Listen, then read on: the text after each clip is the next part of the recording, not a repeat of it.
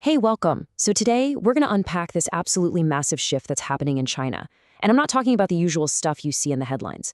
This is something quieter, a silent revolution, really.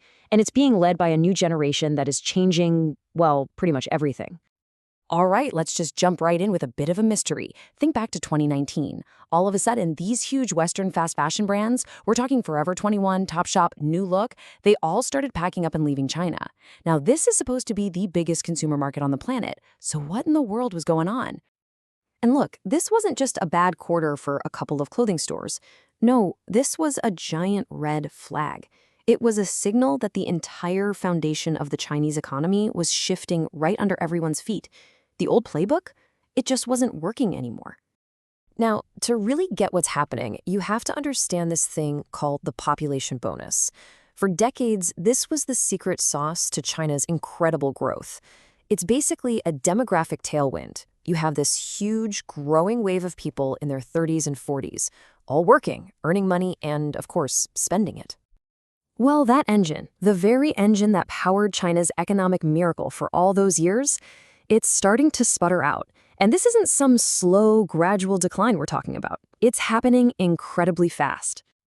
When you actually look at the numbers, it is just startling. You see these two massive population peaks, people who are now in their late 40s and early 30s. That was the boom. But check out what happens right after that. The number of people in their 20s, down by a quarter, and teenagers, down by more than 30%.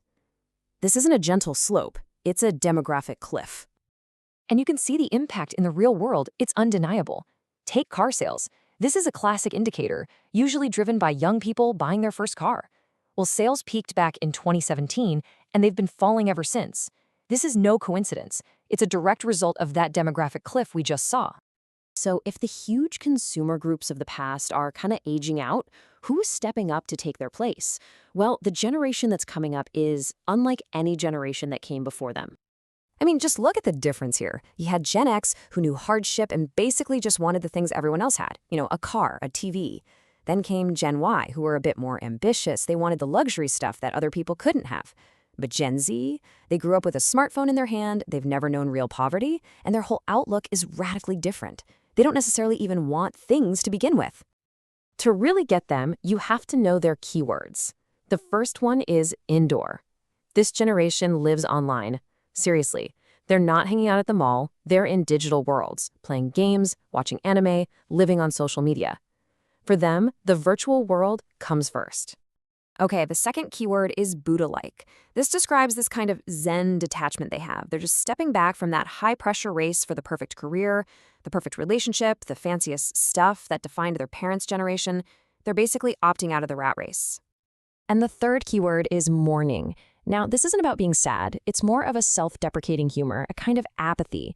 It's like they're ironically admitting, yeah, we don't have that crazy ambition and drive that our parents did, and they're totally okay with that. This mindset just completely changes how they look at big purchases. Let's go back to cars. They see driving as a total waste of time, not to mention bad for the planet. I mean, why would you want to be stuck in traffic when you could just take the subway or grab a rideshare and use that time on your phone? It just makes more sense to them. And it's the exact same logic with fast fashion.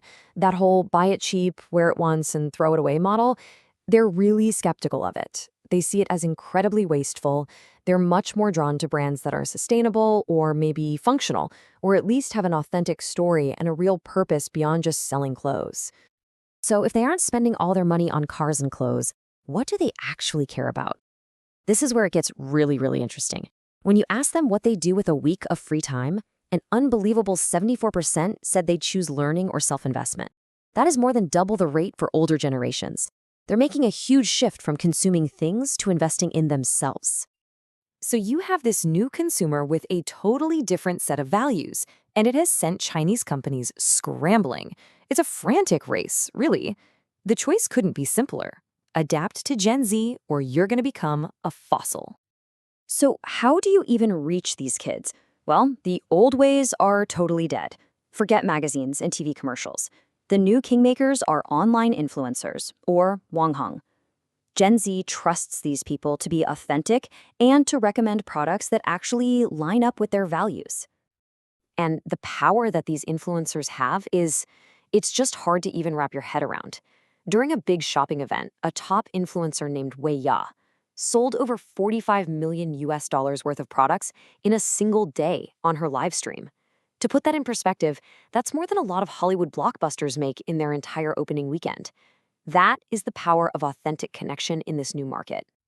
So, what are smart companies doing? They're basically rebuilding their entire playbook around three key ideas. First, they're all in on new retail, which blends online and offline to match that indoor lifestyle. Second, they're using social media not just to sell stuff, but to communicate their mission and prove they're authentic. And third, they're mastering short video, creating content that feels less like an ad and more like a story from a friend. So, what this all adds up to is pretty fascinating. By being forced to deal with this demographic crisis, China has kind of accidentally become this high stakes, real time laboratory for the future of business.